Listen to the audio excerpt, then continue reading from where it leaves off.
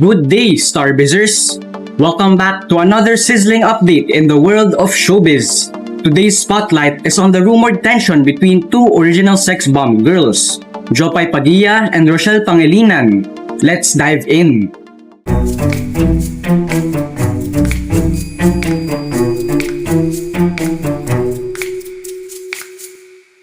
The buzz started when fans noticed Jopay's absence at the Get Get Out concert, the finale, last April 30. According to OG Diaz on his Showbiz Updates channel, maraming nagtanong sa atin kung bakit wala raw sa round 6 itong si Jopay. Yun nga, ang nasagap na natin, meron daw hindi pagkakaunawaan itong si Rochelle Panganiban at si Jopay. OG even reached out to Jopay's husband, Joshua Zamora, who explained, "She wasn't able to rehearse kasi when she sustained injury and health issues, we just opted na lang to rest para makapag-prepare for world tour." But when asked directly about the alleged rift, Joshua chose not to answer. Meanwhile, Jopay's management released an official statement clarifying her absence. Jopay was unable to join the finale due to a medical condition affecting her knees. Following her physician's strict advice, she was required to complete her treatment and prioritize rest.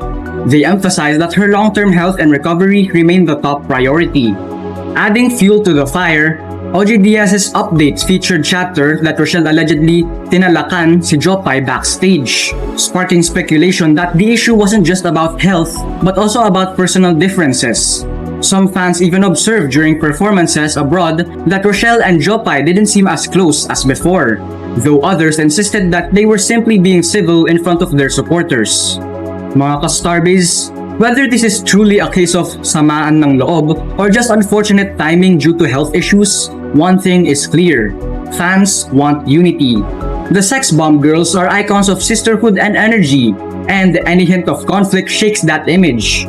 In our view, transparency and reconciliation, whether public or private, would go a long way in reassuring their supporters. But what do you think, Starbizers? Is this just a case of miscommunication? Or is there really a deeper rift between Jopay and Rochelle? That's the latest buzz for today, mga ka-Starbiz.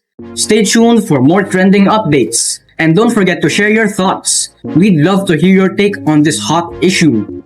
Until next time, keep shining and keep buzzing, Starbizers.